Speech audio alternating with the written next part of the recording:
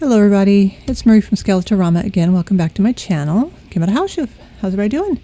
I'm doing all right. So today what we're going to do, we are going to work on a couch. So this couch, if you watched my Mad Scientist Mansion tour, you'll remember this couch from the living room, and it's way too long. So it kind of sits in the door is right here to get into the dining room, and that's just not going to work because God forbid I measure anything before I make it. So I knew I was going to have to redo it anyway, and hopefully this will get to go into a different dollhouse. So I was watching a different video, and I'll talk about that here in a minute. But I got the idea, I wonder if I can use the lid that I had left over from making the potion cabinet in one of these boxes and make a couch base with it. So that's what we're going to do. And if you see right here, see this is a lot shorter. And yes, I did go put it in the dollhouse to measure and make sure that it fit, and it does. So that's what we're going to do. And so this video is going to be slightly different in that when I was originally working on it, and I kind of like to edit as I go with some of this stuff, and I got to the part where I had put the back on and I was already at 40 minutes, which was a little excessive. So what I decided to do instead is take everything, and I'm going to, for the most part, do the fast forward thing and then do a voiceover on top of it to try to keep it at about 40 minutes or so, because yeah, that would have been way too long. I don't think we need a 17-part, mini series on how to make a flipping couch. So anyways, that's what we're going to do. And so I'm going to put this stuff away and we will get started. Okay, so this project is a bit of an experiment. I don't know if I'm going to be able to pull it off. Who knows? We'll find out. That's how I do most of my things, so that's not unusual for me. There's only one way to find out, and that's just to try it. So a while back, Ara, of course, because she inspires most of the furniture in my house, did a video collaboration thing, and she made a vampire couch, and she made it in the shape of a coffin. Well, when I did the Mad Scientist Mansion, I did I used one of these wooden boxes, like you get them from Michael's or Hobby Lobby. Well, not really Hobby Lobby. They don't do a lot of Halloween at Hobby Lobby, although they're starting to, which is really odd. But you can get these little boxes. They're just unfinished wood. And if you catch them after Halloween, I think this cost me $1. And so I took the hardware out and I made the potions cabinet out of this side. But I have the other side left, which is this right here. And it's already been stained. So when I make any kind of furniture or anything, I stain it first. And the reason I stain it first is because stain will not stain over glue residue. And people like Julie Warren, who are very experienced at making furniture and very good at it, are able to get the glue residue off and still stain it. I cannot. It's just not happening. So I go ahead and I stain all my pieces first, and then I glue them together because then I don't have to worry about it. If I have to, cut something down to fit a little bit, well, it's just one little spot that I can hit with the stain. That one I can get. But so I thought to myself, I have one of these. This would make a really good couch out of it. She did, I forget what she did, whether it was chipboard or cardboard. I'm like, oh, this is wood. I can use this. So I was thinking, should I have it this way so I can make a big puffy cushion? But I thought I'd look kind of stupid. So it's going to go this way. So this will be the base of the couch, right? So what's the couch going to look like? Well, whenever I do this kind of stuff and get these ideas, I go on to Google and I look for images of furniture that I like.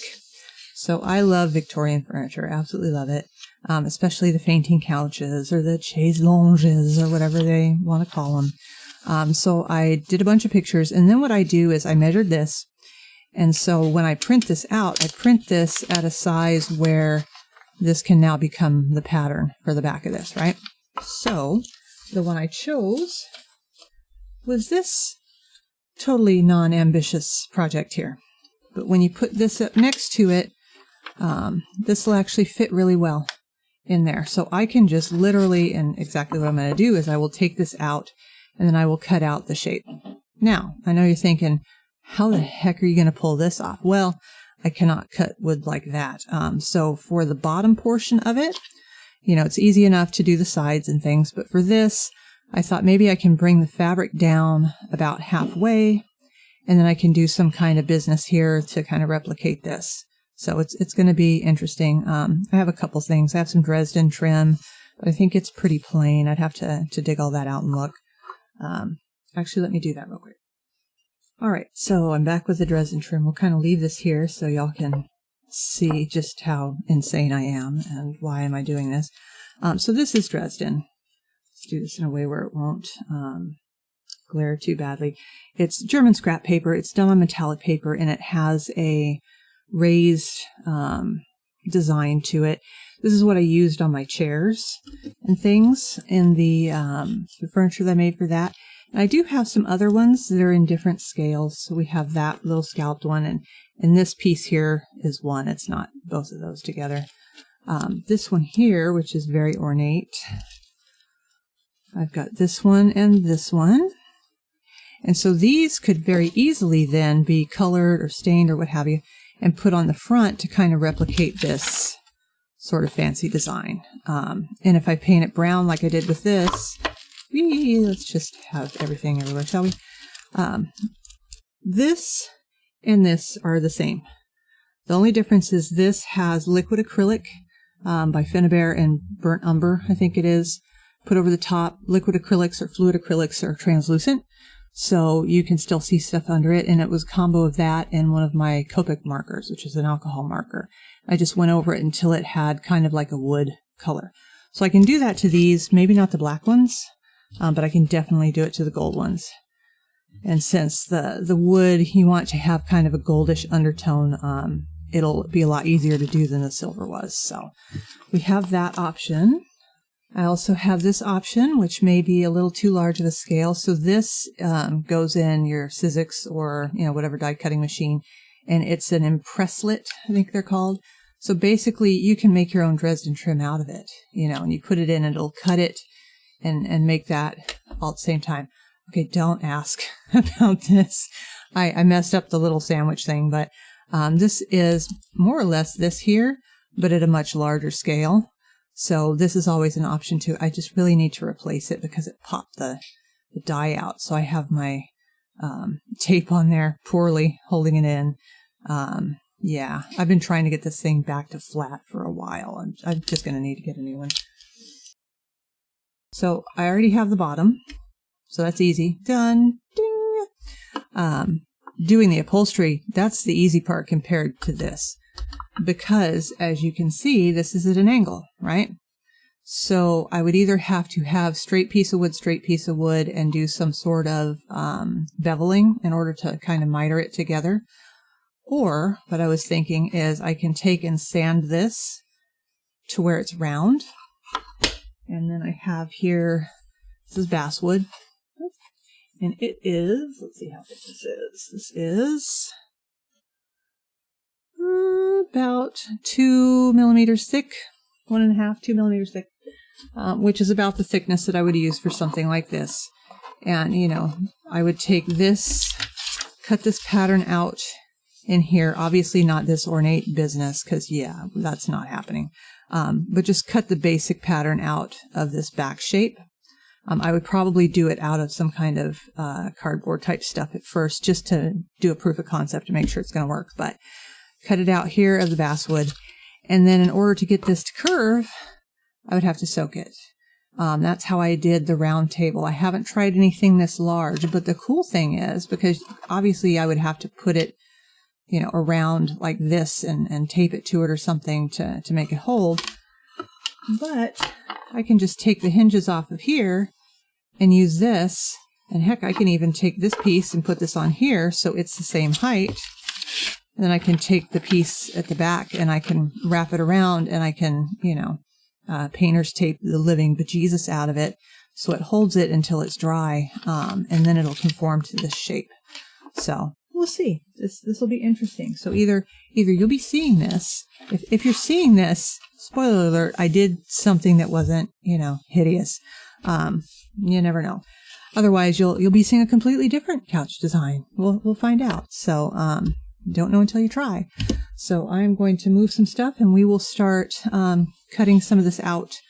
And I'm going to cut this out in paper to see if it's going to work first, and then I will come back to you and show you that part. Okay. So we have the paper pattern that I cut out, and I'm going to hang on to the rest of it just in case I want to attempt the top. And so this piece we're going to cut out of medium weight chipboard because it's about the same thickness as the basswood. And the piece itself, the base, is 3/4 of an inch tall. So I'm going to add that to the bottom, and then I put the pattern on top of that, and then I traced it and cut it out. And I did the arms so that they would extend kind of naturally down from it. And so we are going to try this against the base to make sure it's going to fit, which it does. The only problem is those corners are very sharp, so they are going to have to be sanded down. So we'll sand those down before we do the wood and everything. All right, so now we have our pattern and our basswood, and I've traced it onto there. And with the wood, you've got two different directions. One is going to bend more than the other. So we definitely want to make sure that we are using the part that bends in the direction that we're going to be bending. And then your first pass on it, you don't want to use your craft knife first. You want to use either a stylus. I'm using an awl, which is why my awl is so messed up. But this is a Julie Warren trick. Basically, you're going to trace around it with the awl first and put kind of a light groove into it, nice and slow. And that way, when you go in with your craft knife, it's kind of got its first cut almost done for you. So that really, really helps things. So now that we've got our pattern traced out, we can get our craft knife and we can start cutting it out. So when you are cutting out, you always want to cut against the grain first, because if I were to say start at that bottom corner and go up, there's a good chance I'm going to split the wood when it comes time to kind of move over a bit. So nice little short strokes. This takes a while, and so make sure you have a nice new blade in your craft knife. But yeah, you cut it out nice and slow. What I usually do is I'll go a little bit and then I'll go back and make sure I'm going all the way through and just kind of work my way down, and I'll free as much of it from the main piece of wood as I can, and then I'll start going down to the sides. And so you do want to wait to free the piece. Let's say you're cutting this piece out and you're really close. If you try to pull the wood away, you're going to end up cracking it or having splinters come off. It's going to look terrible. I do end up doing that towards the end of this piece here because my craft knife was very pointed when I started, but by the time I was done, it was not, because I lost the tip of it, broke off as I was cutting, so I had to kind of avoid that spot because it wouldn't cut, through metal, obviously. So I did kind of have to pull that, and I lost a little teeny sliver off the side because this is more of a plywood style basswood. But so that is how we cut that out, and so now it is free and we can sand the edges. Okay, so I always like to check it against the pattern just to make sure everything looks right, which it does. And so now we're going to sand the edges. That's just 100 grit sandpaper just to give it a nice sand, and then we will be ready to put it to soak. So we're going to take our two pieces here. We're going to take the hardware off. I'm going to tape it up real good, and then we are going to soak the piece of wood for about 3 to 4 hours or so, should be plenty, and then take it out, and then we're going to form it around that, and we're going to tape it to it really secure until it is completely dry. Okay, so it has dried overnight, and I had it taped to the two sets of boxes, the main base and then the regular one. And you can see it's conforming to the shape really nicely. It kind of springs a little bit, but it'll glue down just fine. I take the tape off. You'll see it kind of try to spring out a bit. Again, it'll conform to it when we go to glue it. And then I also put tape on the main part of the box to keep them from absorbing a bunch of liquid from it. And here you can see where I have sanded down the corners so that it's not going to be as difficult to get it to conform. So now that we know it's going to fit the shape and all that good stuff, we can go ahead and stain it. So we are going to be using an oil-based stain on it. And again, I like to stain the pieces first before I glue them, because glue residue and stain do not get along at all. So if you have any on there and you go to stain your piece, it won't absorb over that spot, and you can definitely see it. So I just cut out the middleman and I stain everything first. And the nice thing is it gets into all the nooks and crannies, so I don't have to worry about little corners and that sort of thing. So it works out rather nice. And this is a really good one. It's Varathane. It coats in one stain. This particular one's called Cognac. It's a nice dark one. I'm going to go ahead and get the little corners that I missed as well.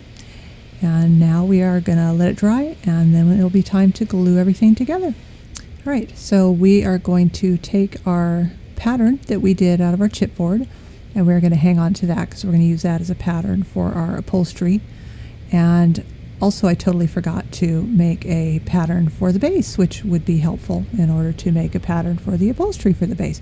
So we're going to go ahead and do that as well real quick. And now we can glue the base onto the back piece. So we're going to be using wood glue for this. It's Gorilla Glue. It's super strong. That's what I put my entire dollhouse together with. It works great. So I just put a little bit in a container that I can throw away when I'm done, and I use a toothpick to spread it out nice and even. You don't want a ton because, of course, when you go to clamp it on, it's gonna squish out, and you're gonna have to take it off with a toothpick anyway. So we line the base up and start putting on the clamps. You cannot, as Julie Warren says, have too many clamps, and she's right. And then for those ends, I'm going to go ahead and use some painter's tape as well, just to make sure they're staying down nice and flush, because they're going to want to pull up. Anytime you put glue or moisture onto wood, it likes to try to pull up. So it's best to clamp everything, tape everything to within 1 inch of its life, and it'll fit really nice. And then I start taking some of the glue off, of course, before I put all the clamps on, because I can actually reach it. And then get all the stuff from the seat area as well. Now that I have every clamp in the house on there. And it takes a minute, but it's worth it. If you're doing furniture like dressers and things, you really need to do that so it doesn't interfere with how it works as well. And we'll let this dry. So we have our completely dry wood now, taking the clamps off, and as you can see, it's starting to look more like our couch. So the wood conformed very nicely and is staying very nicely to the base here on the back. And so now we're going to use the patterns that we cut off of this to make our upholstery patterns. So we have our piece of picture that we used, and that still fits nicely. And so I cut down the chipboard piece that we'd use as a pattern to cut the back. And we're also going to use the base piece that I remembered to trace earlier. And we're actually going to use that base piece to cut the arms as well of the couch, because they're going to go straight up right at the ends of that piece. So what we're going to use is lightweight chipboard. So lightweight chipboard is very, very flexible. As you can see, it is about 1 millimeter thick here. And this also, just like the wood, has a grain, so it's going to be more flexible in one direction than the other. So we're going to bend it and see which direction it bends best, and that's the same direction that we want for our things to bend. So now we are going to take the base piece, and since the arms are going to come straight up off the end and be about the same width, we're going to use that to make our rough pattern. So this will eventually become the upholstery pattern for the arms, but we're also going to use it to make the pattern for the wood piece. But that's why we've done this in the direction that it's most flexible, because we're going to be using dowels as the center of the arms, so we need it to be able to fold over eventually when it's the upholstery portion of it. So we're going to cut our dowels to size as well and sand the ends off of those and put them back in our rough patterns and measure it again against the couch to kind of make sure that's going to have the look that we want and the height that we want and all that. Everything's going to work nice. Now we're also going to be using some wood. So this is about 1 millimeter thick. It's kind of a veneer, and it's going to attach to the dowel, and then our upholstery is going to fold over the top of both, so it'll disguise kind of where it joins. So what we're going to do here is we're going to take our upholstery pattern and we're going to tape the dowel in, and then we are going to measure for the height. And since we want both of these to be the same height, when we go to do the other side, we're going to measure and cut it the same height as the other one. So, but right now I'm just fine-tuning the width and everything, and here we go. We've got the height of the other one, and then we're going to double check and make sure that it fits with the width and all of that, because we're going to be using these patterns to cut out our wood. And the really nice thing about this, again, this has that same flexibility in one direction and it's stiffer in the other, but it's nice and thin, so you can cut it with scissors very carefully, but you can cut it with scissors, which makes life much, much easier. And just like with the regular wood, you always want to cut against the grain first to avoid splitting, because when you cut with the grain, of course, it's going to split pretty much right away, which makes it super easy to cut with the grain. But now we're going to hold it up. We're going to adjust the width and fine tune it. This is the one that needs to be accurate, because the upholstery pattern it's going to be narrower anyway. And so we're going to adjust the height on these simply because, they're not going to wrap over the dowel like the upholstery piece is. And so just like on the upholstery pieces, we're going to make sure that both sides are the same height. And because the dowels are going to attach in the same spot. And then once we're satisfied with that, then we can go about staining those pieces as well. So we're using the same stain here that we did with the base and with the back, because the sides are going to be visible. Our upholstery is going to be on the inside portion of the couch and coming over to kind of disguise the join of it, but you will still be able to see the wood, and then the ends of the dowels will be as well. And so we want to do our staining first because we're going to need these to dry so that we can attach the dowels, and then that will help us make our upholstery patterns for the arms. And then in the meantime, we're going to get started on the upholstery patterns for the rest of it. So I am taking the medium weight chipboard piece and the picture that we had, and I'm cutting out the decorative wood from the picture to give it a little more of the reveal size that I want, make it a little easier for me. And I eventually decided, of course, to use the lightweight chipboard instead when doing the rest of the upholstery pieces, because when you're doing the tufting, which is that kind of decorative quilting sort of stuff on there, you don't want to have to go through medium chipboard because it's hard to find the holes on that. So at any rate, I cut this down, and then I'm going to use this to make a pattern on the lightweight chipboard once I'm sure that it fits the way I want. And again, using that grain so that it's going in a flexible direction, because I'm going to need it to curve.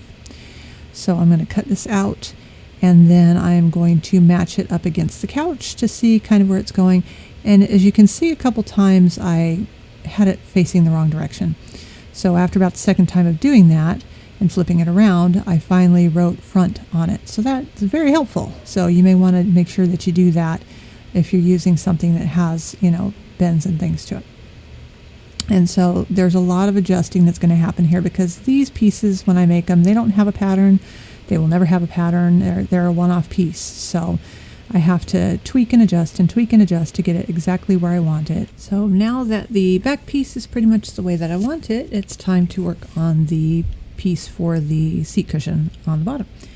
And so we're going to do the same sort of thing. I'm going to cut the pattern out of the lightweight chipboard, and it doesn't matter the flexibility of it because it's not going to need to bend. So you just cut your base pattern out, and then you trim and adjust and measure it against your piece. You want to have, at least a little bit of a reveal, and then you do need to take into consideration where the other pieces are going to be. So for instance, the back piece with all the tufting will go in first, and it's going to have layers of batting to it. So if I were to put this in there like this, and I do catch this later at a different step, it would push it out, and then it would start hanging over. And if it hangs over like that once you've upholstered it, well, it's just going to hang over that way. So now I'm doing the front piece, the decorative piece. It's about 3/8 of an inch, and it's going to cover part of the front of that, and then we'll have our decorative elements underneath it. So now what we want to do is we want to take our wood pieces where the stain has dried now, and we want to attach our dowels to the veneer pieces for our arms. So we're going to put a little line of glue there and line the dowel up probably about, so it's sitting kind of halfway on there. And then I had some clamps out, which was, it was futile, because if you put clamps plus round things together, it didn't work. I'm surprised I didn't shoot them across the room. So you want to line up your both sides to make sure that they're going to be even, and then we're going to set those aside to dry while we work on the pattern for the tufting for the back. So to prep our piece for our tufting, we're going to do about a 1/2 inch border at the bottom, and then we're going to do some grid lines. So this particular one has a really tight tufting detail, so I'm going about 1/4 of an inch spaces across those, and I'm going to do it across the center as well. So I'm finding my center, and then I'm going to do the whole piece in this 1/4 inch grid. So the reason I go up a 1/2 inch as well is to compensate for the seat piece that's going to have some batting to it, and then you don't want your tufting to start right where it meets the seat, or it'll look weird. So once we have finished making our grid, we're going to use a pin to mark where we want our holes, and they're going to kind of alternate where they start each row, and then it'll skip over 2, so you get a nice kind of a diamond shape out of it. And then once we have those done, we can erase the grid, so it'll be a lot less confusing. And just know this is going on the back piece of it. So you have the front piece facing forward. This is the back that I'm making the grid on. And so now I'm going to take an awl, and I'm going to poke all the different holes.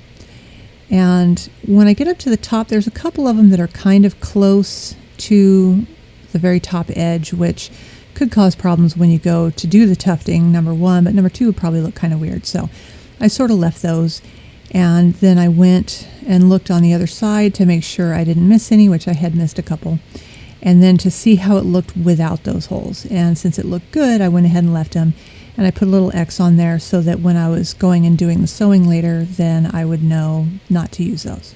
So to build up our seat cushions, we're going to be using a cotton batting. It's just a regular cotton quilting batting, all cotton. And then for our upholstery, we're going to use a Panay velvet, which I like to use because number one, it looks really pretty. And number two, it's very stretchy. So it will stretch around curves and things. So if you're doing something curved, the Panay works, but it does make a bit of a mess, which you'll see later. So now we're going to add our batting so that we have some layers on here of cushion for our cushions. And so with these, I'm making sure that the top of the seat, is facing up, and the front of the back piece that's facing out, those are glued face down so that when you have it right side up, you have your batting on top. And so the first time I'm going to glue all the pieces just straight down. Try not to use too much glue if you're going to be doing tufting, by the way, because it makes it harder to get your needle through. And then I'm going to cut them out. Now on this edge piece, what I did was I cut the extra off of 3 of the sides, and then on that 4th side, I cut it to about half the width of it, and then that way I can just cut the second layer piece from that and just go ahead and glue that on there. But for the seat back and for the base, we are going to go ahead and do another second full layer on there. And then we'll start adding some partial layers. The partial layers will help you kind of start to sculpt your cushions. So it's not just, like one of those square big old pieces of foam. Nobody likes that. And now that we have done our second layer, we can go ahead and start measuring it. And this is where I caught my mistake with it. I was originally going to pull some of the batting off the bottom. I thought, no, I need to just cut some off of the seat piece. So I went ahead and went through the lightweight chipboard and the batting, and then got it to where I wanted it, because that's where it was going to meet the quilt batting for the back. And then for the more sculpting layer, I go up about a third of the way up, and I put a line of glue so that way I can kind of glue my piece down, and then I can go in there and decide where I want it, because it's a little too much of a pain to cut it out and then try to contour it that way. It's much easier to contour it when it's stuck to it. And then that gets glued down as well, the rest of it. And now for the bottom piece, the opposite is true. It's much easier to cut a copy of the original size piece and then contour that down because it's all straight edges. And then that is going to get glued down as well. And our little strip for the decorative part at the bottom is pretty much done. And then I'm going to check the fit again. Make sure you check the fit quite a bit on those. So now we are ready to finally tackle our upholstery pieces for the arms, which still aren't attached.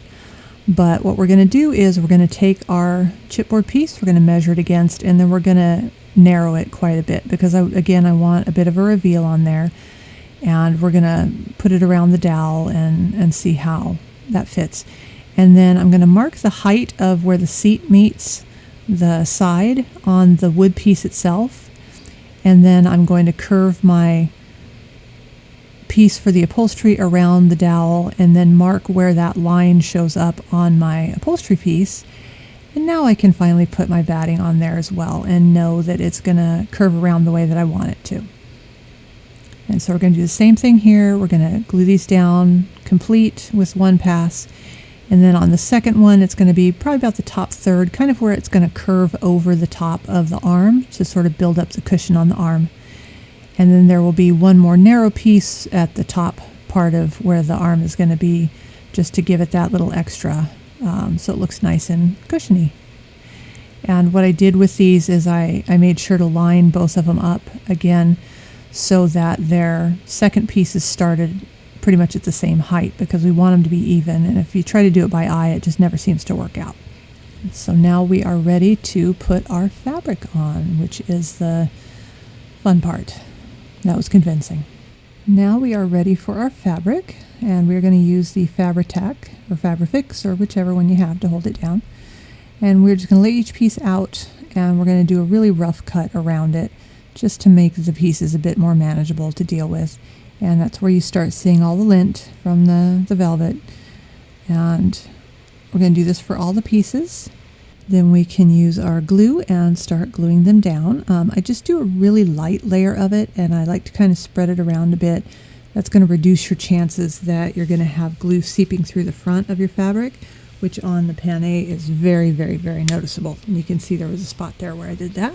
We're going to do that with all of our pieces so that they all have their initial attachment to the pane, and it makes it much, much easier to do the closer seam allowances and get it stuck down and all that.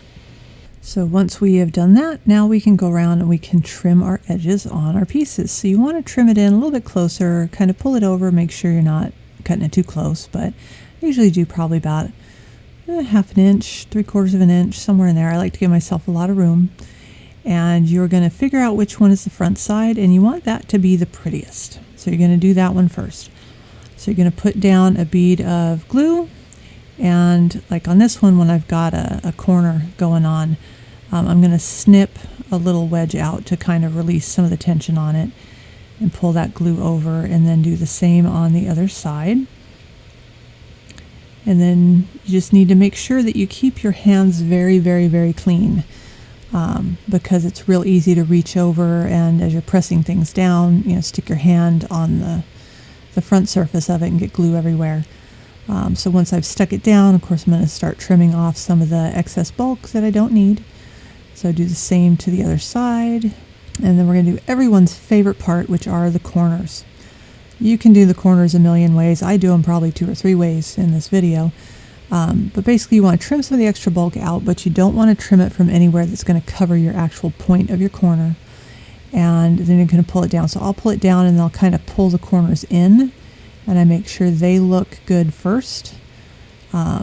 Usually my method is I cut straight across if it's a straight corner like this, and then I kind of cut in and angle in a little bit on the tab that's left at the bottom, and then pull those over, and that seems to work. But again, there's a million different ways. You can pull the corners in and glue those down first, and then bring the sides over, but then you end up with a lot of bulk at the corners. And with miniatures, if you have it sticking up with that, it's going to be very, very noticeable. So you do want to be aware of that with these sorts of things.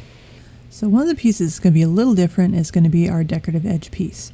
So we're going to trim 3 of the sides just like normal, and then that 4th side we're going to leave a little bit longer, because that's going to go up and over on our base piece so that it's nice and seamless. When we put our seat cushion in there, it looks like it goes all the way back, the upholstery, which of course it doesn't. So you're going to do the same sort of thing. You're going to do the corners just like you do everything else. Glue those down. And then with this, you want to trim those corners really good, as if you were going to pull them over, but you're not going to. It's actually going to go on the seat piece. Okay, so we're holding it up and measuring that there. And we're going to go ahead and glue this down, because we need this piece to be in there and glued once we put the arms on and whatnot. And we want to give it a chance to dry before we stick the top part down. We want to make sure everything is nice and secure. So we're going to do that. And then we will move on to our back piece. So now our back piece is going to be slightly different, only in that it has a lot more curves. So you're going to trim the edges around just like you would any other stuff. And then we are going to start gluing stuff down. So we're going to start from the center. Again, center and the top, that's going to be the most visible. So I just put a little bit of glue down, and then I start pulling with the center. And the pane is real good about being stretchy. And then you're going to start to notice where you've got tension built up in there. So that's where you're going to snip your curves. You don't want to snip too many. You don't want to snip too few. I mean, it's not an exact science on that. But once I've gotten that center part down, I tend to take the smaller pieces and kind of glue them individually. And when you're snipping them, also make sure you're not going all the way to the edge. You want to go close enough, but you don't want to end up, with a part where it's going to show your backing. And then that one little corner piece that sticks off, I usually cut quite a bit off of that because it's just kind of covering that little corner piece there. So we're going to continue all the way around the top of it and pulling everything nice and tight as we can against those curves. And then the thing you really have to watch with this, of course, is that if you're going to be doing the tufting on it, well, you need to be able to see the holes. So once the stuff has set enough on that top curve, you're going to want to go in and start trimming the bulk, and make sure you trim as far away from the hole. I mean, don't go insane with it because then your fabric's not going to stay, but just make sure all the holes are clear. There's a couple of them that I didn't get clear, which I found out, of course, when I was doing the tufting, so I cleared them then. But then you're going to do the sides, and once you got the sides done, same sort of thing, kind of clip that little curve over and pull your sides over. Those I usually do a wedge out of because you've built up a lot of fabric bulk at that point. But do both your sides, and then you can do the bottom of it, and that will give you the best chance of having the correct shape to it when you're done. So we're just adding more glue and then doing the usual corner thing. And again, since this is going to be kind of the showcase of your piece, really be careful. What you're not seeing is how many times I edited out cleaning my hands off with the glue, because you just get glue everywhere. My nails are trashed because it's acetone, that sort of thing. So we have this nice and covered now. Everything's pulled nice and tight. And then really get in there and make sure all of those holes for your tufting are clear. You'll thank me later for that. If you didn't do tufting, don't worry about it. You're all good. And see, here you go. So now that we have that out of the way, we can glue down our pieces of the decorative trim to the top. So again, right in that corner, I'm taking a wedge out, and I'm just putting a little layer of the glue in there, and I'm pulling it nice and tight across. And again, watch your hands, because you can see on the top of there how that pane has got glue soaking through. So once that is down, and give it a second to dry, kind of trim those corners up so it's not going to interfere with putting the arms on. Now we can look at it with our bottom piece in, and we can go ahead and put our back piece, and see, it's starting to look like a real couch. Now it's finally time to add our arms on there. So I'm just dry fitting it, make sure nothing changed, but you never know. So got my wood glue out, and just like we did the back, we're going to put a nice thin layer on the base. The arms go all the way to the bottom of the base, so it'll have a nice wide secure gluing surface, because it is a very thin veneer, so we did need to protect it. And sorry about being so far out of camera, I didn't realize I was that far out. But we're just going to put clamps on and do the usual, get the extra glue off. And then originally I was going to let that dry and then do the curve, and I thought, no, I need to just do it now. So added some glue to it, and then I took a clamp, and the clamp is actually going to be attached to the back, but it's positioned in front of the arm so that it holds that curve. And then I have the painter's tape holding the tension from front to back, so it gets a nice connection with that back piece, so it'll be nice and square. And so we're just going to go around and do the same to the other side with our glue. This time I added glue for the side of the arm as well. And so I'm just going to put my clamps on, and this one I show you the clamp a little bit better as well once I get to that point with all the glue all over the place. So you can see right here, see, it's just holding on to that, and it's kind of keeping it from trying to straighten itself out, because it's going to straighten itself out. And so once we have all our clamps in place and all the extra glue taken off, we are going to let this sit here and dry for quite some time. They're very delicate pieces since it's kind of a veneer, so I did make sure and give it a little bit of extra drying time. I think I did that one overnight, because this thing took a little while. So now we are ready to do the tufting. So what I use with this is an embroidery thread. It's DMC floss in black, and it's 6 strands. I was thinking of using beads with it, and the bummer with the beads is you have to have a beading needle, really, because I tried. I'm like, well, maybe it'll fit through there, but seed beads are notorious for, you really need a beading needle for them. So tried it on there. It only went just to the very end. It's like, that's definitely not going to work. So no beads for me. Looks like it's going to be French knots, which I'm going to show you how to do one of. And then I do the majority of it, well, all but the one that I showed you. I do that off camera because I can't see well enough if I have it that far in front of me. I have to look right in my face. So what I'm doing here is I am cutting a length of the thread, and then each of these embroidery floss threads is made up of 6 strands. So I want to use 3 because since I'm using the French knot kind of as the decorative button looking element, you know, I need it to be large enough for you to see, really. So I'm separating these out, which is, it's always fun to do. Varying degrees of success. Usually it's easiest to pull 1 thread out at a time, basically. I did 3, and then of course it tangled towards the bottom, and so I cut it. So there you go. That's how you do that. Think about here's when I realized it just wasn't working, and then I go for the scissors.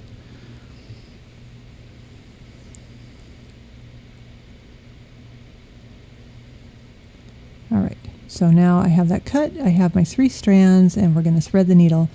So when I do that, I'm going to thread it through, and I'm going to leave a bit of a tail.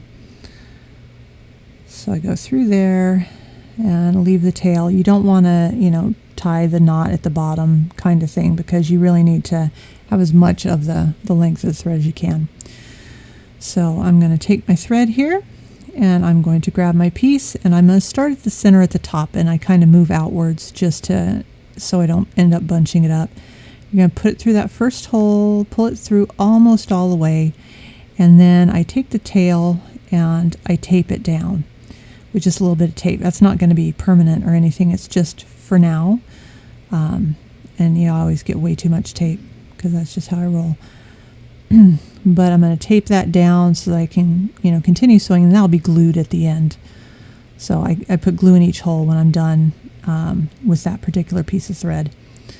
So to do a French knot, and I'm going to hold this up a little bit closer, you want to have some good tension on your thread piece there. You're going to take your needle, you're going to wrap it around once and wrap it around twice, and then you're going to put that needle through that same hole. I usually try to go a couple threads over so it doesn't pull through, and then the fun part is getting it out through the same hole it came in at. That's always fun. But as you're pulling your thread out, make sure you're holding that thread really tight and then pulling slow, and then you'll end up with this little knot here. So super easy. All right, so here we have it, and that is fully tufted with all my little French knots. And I see I got 1 piece of tape, but everything else was glued. So now we can actually start gluing pieces in. So we want to do the back piece first. So making sure it fits and it looks good, and it does. So I'm going to put my Fabrifix on there, and I put a nice generous amount on there because you really want that to stay stuck down. And then we're going to put it back into the back part, and we're going to press it down really good. The Fabrifix does, you know, take hold pretty quickly. So, and definitely make sure that your hands are absolutely clean when you do this, because it would just be the worst after you did all that work to put a big finger smudge of glue in there. And now that we have our back piece on, and then we're going to sit it down in there and scoot it nice and tight up against that back, and we're going to press it down. And again, making sure your hands are nice and clean. And see? Looking like a couch. Yay! Now that we have those pieces in, we can finally put our arm upholstery in. So what I did was I did the sides. I didn't do the part that was going over yet with the glue because I wanted to get those sides in real good. And then I added glue to the ends that curled over and held it, and it was just not cooperating, not even in the slightest. So I keep trying, and I finally said, you know what, to heck with it, super glue. So super glue you can have on there with Fabrifix. It's not going to react or hurt or anything.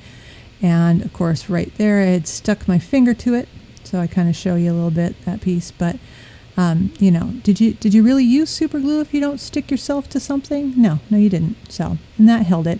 And so the super glue on its own I wouldn't trust necessarily, but the Fabrifix will then have a chance to grab a hold, and they'll both hold it. So did the same thing with this other arm piece, and kind of let it sit for a second, and then did the super glue and Fabrifix combo from the very beginning, because I was just not messing around with it. And I did not stick myself to this side, so that was great. So there we have it. They're both stuck down. And our little couch is done as far as the upholstery goes. So now we just have to do some decorating. Okay, so now we are going to dress it up. So I did decide on the smaller Dresden Trim, the one with the scalloped kind of edges, and I colored it with my Copic marker. So it's got a little more of a brown tone to it. Still pretty gold, but since I'm going to use some other gold trim, it kind of balances it out so it doesn't stick out. And I'm just using PVA glue here, which works great because it's paper to wood. And you're about to see the mistake I made with the trim. So the trim is actually paracord guts. Basically, if you pull the inside of paracord out, it's that, and it's white.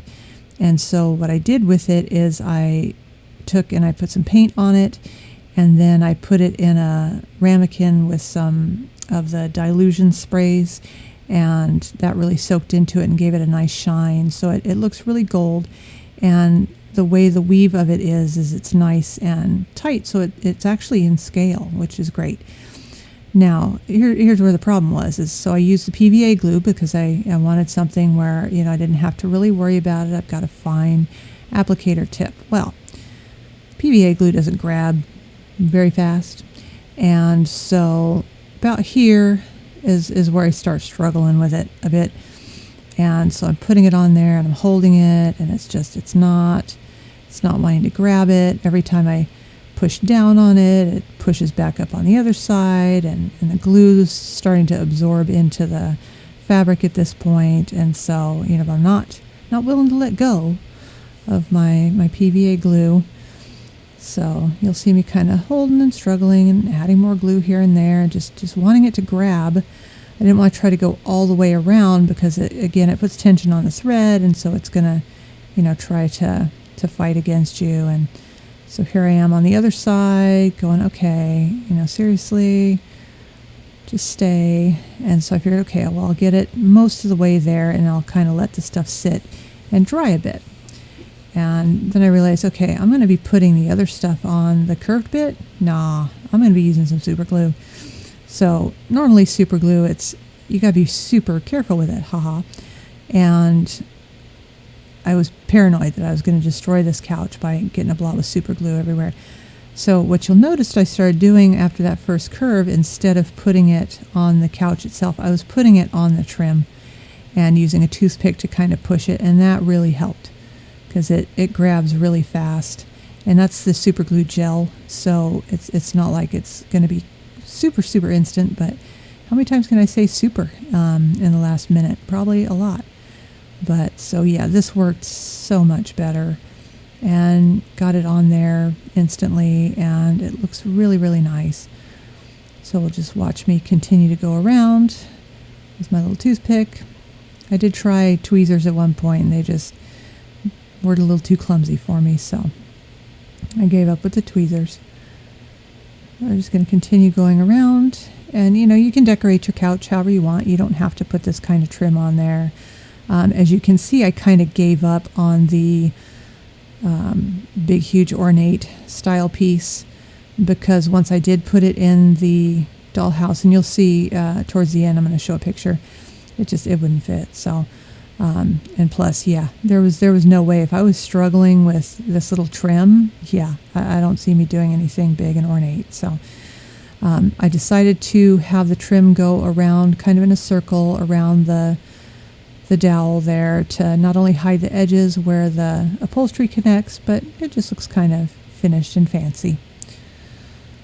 So then after this is done, the only step left now are to add the legs, which the legs are actually box feet.